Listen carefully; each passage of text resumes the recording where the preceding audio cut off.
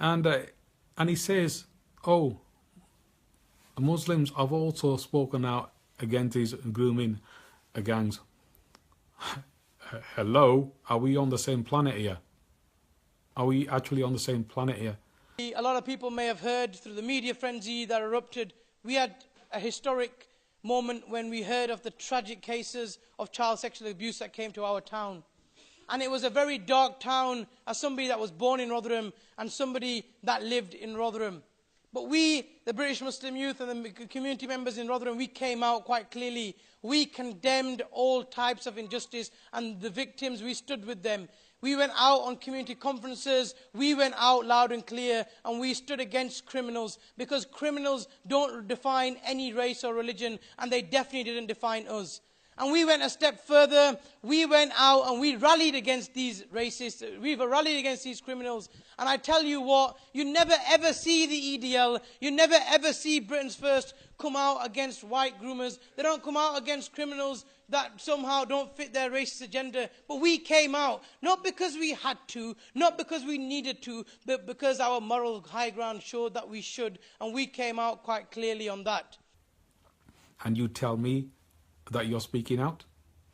Friday is a holy day for Muslims, with hundreds of thousands gathering for the midday prayer. But today, imams at 500 mosques will deliver the same message, speaking out against child abuse. Grooming young children for sex and exploitation of our children sexually is totally unacceptable. We must do everything possible to protect our children, preserve their dignity and honor, preserve their innocence, and keep them safe in our houses, in our streets and in our neighbourhood.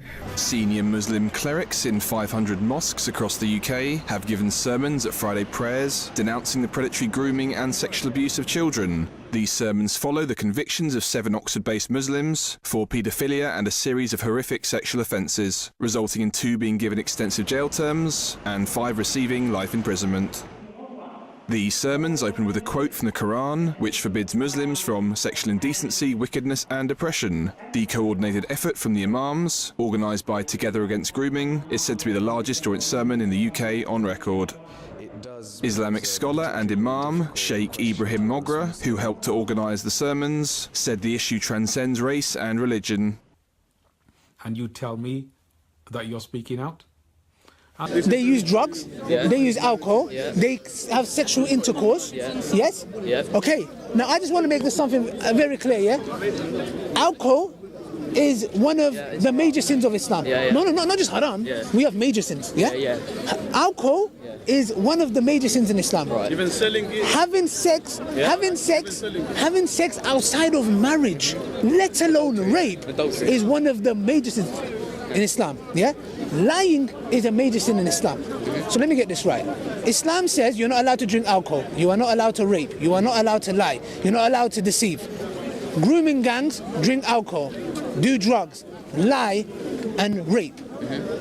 Islam says no, grooming gangs say yes. Is the problem with Islam or the individuals? This is a reprehensible and evil, despicable behaviour that's got nothing to do with Islam. Number 2, we said that Islam teaches us to be proactive in terms of addressing these 2 particular issues. 3, we have got models and initiatives taking place which are addressing some of the issues which are related to grooming and sexual abuse, such as drug supply, such as working with the gangster lifestyle of some of our youth, such as dealing with the criminal culture which is developing in our community. We need to stop these particular issues. And you tell me that you're speaking out? Well, I think the most important step that's happened over recent times is that there's been a recognition that child grooming, exploitation, as a disgusting and heinous crime that it is being recognised as being something that affects all communities of all religions, of all races. And I think it's a really positive step to see the initiative we had last month being launched in Bradford, and the conference we have later on today, where we've got organisations, leaders, civic leaders coming from different parts of society to come together to try and address this. You're disgusting. You should be ashamed of yourselves. You're animals. What is wrong with you guys? What is wrong with you? Imagine if that was your little sister, your little daughter, your granddaughter or your little niece being passed around from one bloke to another. Imagine that, just being passed around like a piece of meat. How would you feel? How would you flipping feel? You know, if that was me, you know what I'd do to people like you? That is a solution. That is a solution. But you're lucky. We live in England. The laws are soft on people like you. You should be ashamed of yourselves. And brothers, if you find out people like this are doing this stuff in the community, serve them good and proper. Deal with them good and proper and hand them into the old bill straight away.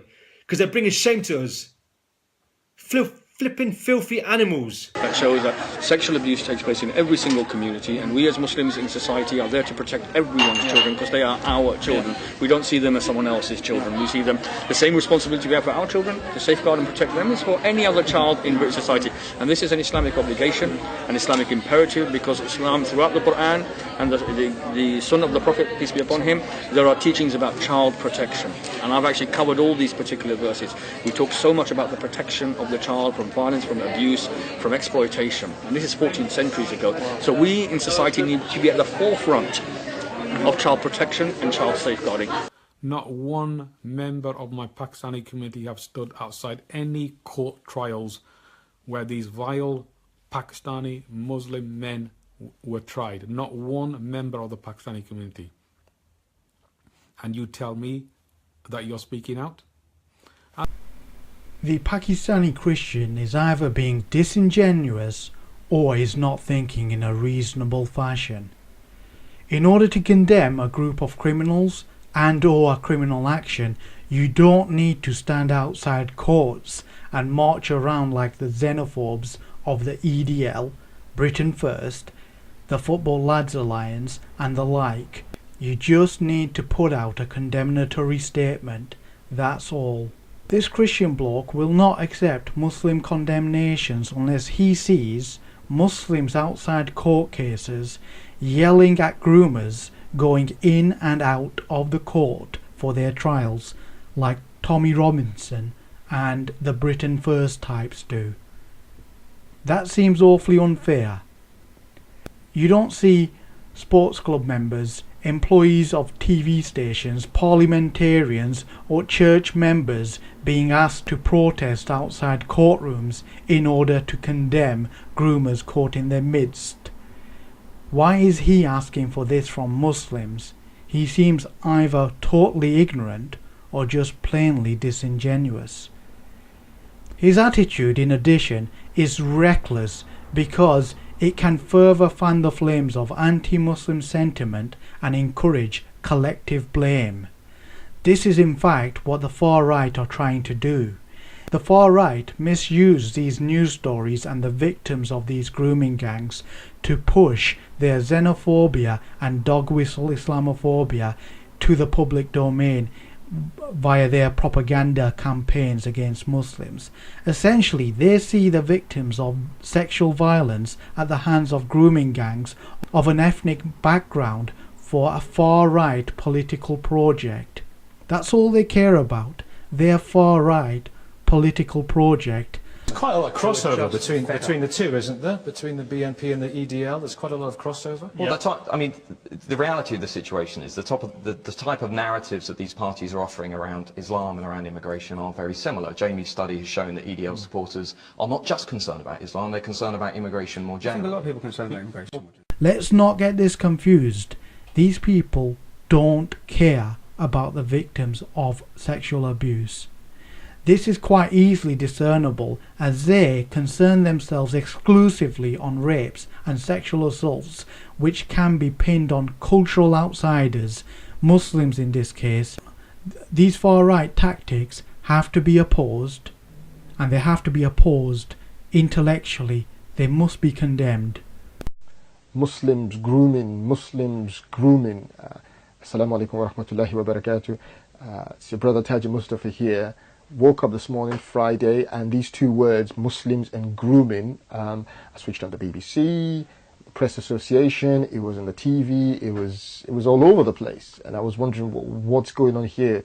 Why am I hearing this association? You don't feel comfortable as a Muslim hearing your deen connected with something so terrible. It turns out there is this initiative, you may have seen it, Muslim religious leaders to condemn child sex grooming. And that there were going to be some khutbahs in some of the masajids. What do people think about this? I went on Twitter, I went on Facebook, and I put a status update asking for people's thoughts. So what is clear is that people raise the issue of collective guilt.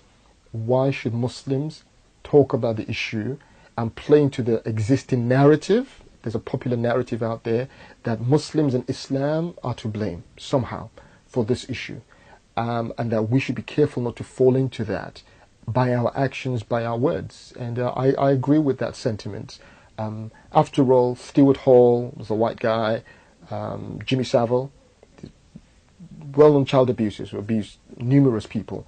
Nobody's saying that churches have to give sermons, the BBC has to apologize, has to condemn. People say, look, these are the actions of a few people, 2 people, and you can't blame a whole community for it. Likewise, the same with these individuals who happen to be Asian or who happen to be Muslim. You can't blame the Muslim community for it. The majority of abusers are white, and nobody's saying the white community. This is a societal issue. It's not a Muslim issue. So collective blame, we need to be careful of not perpetuating that.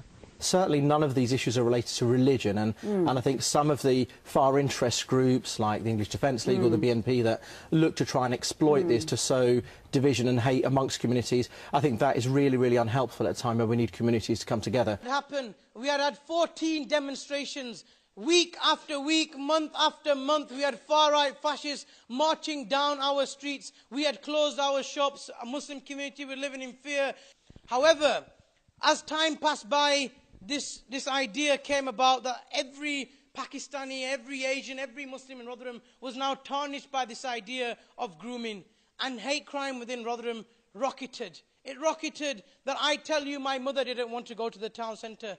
My mother has been shouted at. I myself, live on the BBC, have been shouted at through a car and called a groomer. We've had individuals whose mothers' hijabs have been taken off. We had children in school that have been abused by a teacher. We had a man, a taxi driver, that was put onto life's edge when he was beaten and he was put in intensive care. We had so many cases of Islamophobia that we reached out. We reached out to the local police. We sent through what avenues we could to DCLG, and we said that if we don't deal with this issue and the hate crime that the Muslim community in Rotherham are facing, something horrific will happen. But you know what? Nobody listened to us. Nobody listened to our plea. And then 81-year-old Mohsin Ahmed, an elderly grandfather that had worked and lived in this country all his life, was attacked and murdered by a terrorist for no other reason than being a Muslim. Similarly, how Joe Cox was sadly also murdered by a terrorist, and I think we should call it what it is. There's always a negative connotation to Pakistanis when they are mentioned in the media, or there's already a certain way that it's looked upon. The evidence quite clearly states that Pakistanis are no more involved in sexual grooming than any other community. Well, 83% is... No, it's not actually. You see, it's about how you look at sexual abuse and sexual violence. If you take a subset of that, which is called localized grooming, and that's a subset of overall sexual abuse. And the vast majority of sexual abuses in the UK, 80% of them are white indigenous males. So let's not forget that. Then there's a particular way it's organised, and my work across the country looks at how the pattern is different from South London, is different from Bradford, is different from Rochdale. But so it's how you look at statistics, and this is where you have a media hysteria and a circus. Because, you know, look at the headlines. You know, at the moment there's 2 groups, footballers and Pakistanis. If they're involved in sexual violence, they'll make front page news. There was obviously the famous case we had Operation Retriever in Derby, where it was a group of Pakistani males who groomed. There was enormous media coverage of that. The equivalent white gang, okay, didn't have any media coverage at all. So therefore there was a disproportionality there. You know, at the moment, obviously monitoring it, there are many, many sexual abuse cases that are currently in courts that are running concurrently. However, the only ones which will reach the media, because it's the brilliant headlines, you know, Pakistanis grooming in Oxford or elsewhere. So I think it's important to guard this. We have to have an evidence-based debate. There was a really interesting article written by Joseph Harker in The Guardian, I think it was last month, where it was deeply and thickly satirical, where essentially he said, why are we not addressing the problem of grooming within white communities? And some people took it at face value and were offended, but actually he raises a really important point, which is why don't we hear more about the grooming that goes on in Penzance or Portsmouth or in Derby? There are huge cases. Nicola Blackwood, the MP for Oxford, came out recently and said the vast majority of grooming and of sexual exploitation, and let's keep in mind in the UK we have something like 200 sexual abuses against women daily and about 50 of children every single day. We've got an incredibly widespread problem, and it's something that needs to be addressed. John, do you think that the sort of race issue, the culture issue, has overshadowed the whole of sort of abuse, if you like, in this country, in the way it's been reported and talked about? It has to some extent. I do think that. Let's be clear, the great majority of child sexual abuse and sexual exploitation is perpetrated by white men. And I think the Home Office Select Committee was right in concluding that there is a certain type of sexual exploitation in street grooming where men of an Asian, Pakistani heritage are disproportionately represented in the perpetration of that offending. But overall, the greatest proportion of this offending is undertaken and perpetrated by white men. And prove otherwise. Look, I think it's really important to realise if you want to protect children, you don't create stereotypes. Right. We had practitioners here, and they were themselves saying there's lots of different models, but people are not focusing on these models because they fixed on this Pakistani grooming model. Okay, the evidence, the facts, based on numerous inquiries that have been done, have shown that sexual grooming and exploitation, it takes place in all communities. The victims come from all backgrounds, the perpetrators come from all backgrounds. And the chief prosecutor, Nazir Afzal, who's done the review nationally, he says that 80 to 90% of the cases of sexual abuse in the UK are white indigenous males. This is a fact. That's very different from how evidence-based fact. Don't call them Muslim grooming gangs as well, because there's nothing Muslim about them. They're only Muslim by name. You don't call groomers that are caught Christian grooming gangs or atheist grooming gangs, so leave religion out of it. A nonce is a nonce, a pedo is a pedo.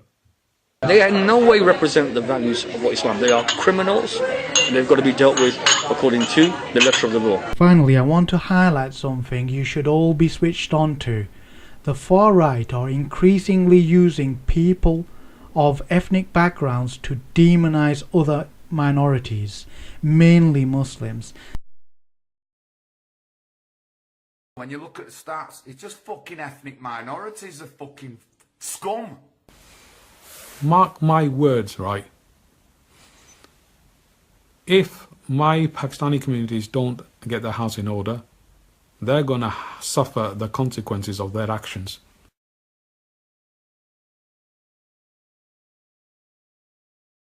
Because at the moment, the British white people have been a tolerant people, patient. Imagine if the English raped girls from our communities, the Pakistani communities. You would have been straight onto the streets, rioting, burning cars. This is your animal instinct. Yet the British white people are a tolerant people. They got patience. They are civilized. This is a tactic used by the far right so as to shield them from accusations of racism. What they are actually doing is tapping into something that has happened historically. As highlighted by the MP Diane Abbott, more established immigrant communities, ethnic minorities that is really, may well criticise the newer and less established immigrant communities in the West. The second thing to say, and it's perhaps a slightly lighter thing, but it's important, I represent a constituency which has immigrants from everywhere, from the Caribbean, from West Africa, from Israel, from Vietnam, from South Asia, from Eastern Europe. And I'm afraid it's a characteristic of immigrants that the second to last group of immigrants to enter the country feel they have license to be negative about the latest group. So many Irish people weren't so pleasant about West Indians, many West Indians weren't so pleasant about West Africans, and so on and so on. And I say this not to make a frivolous point, but anti-immigrant forces will stand up and say, oh, we heard, a Jamaican say this, or we heard an Irish person say that. The fact that it is almost a rite of passage for immigrant groups that are a little further along the road to turn and adopt an anti-immigrant narrative to the newest immigrant groups doesn't mean that the anti-immigrant narrative isn't a racialised narrative. It's something to watch out for. It's still discrimination regardless of the ethnicity of the person who is being used by the far right. So don't get things confused here. Don't feel reluctant to call them out for it by calling a spade. Just because this person is a Pakistani and he's attacking Muslims using far right narratives does not mean that he's not propagating a racist, Islamophobic, xenophobic narrative. Paper. It was a Scottish paper, right? They were reporting the Edinburgh March as a far right racist event. So I phoned them up. I phoned them up with the presence of Richard Inman from the Vets that Friday night, and I was straight to them. I said, you need to amend your article. This is wrong. If you don't, then we will take it further. And guess what? It worked, because the next day they didn't even report anything on it. Nothing at all.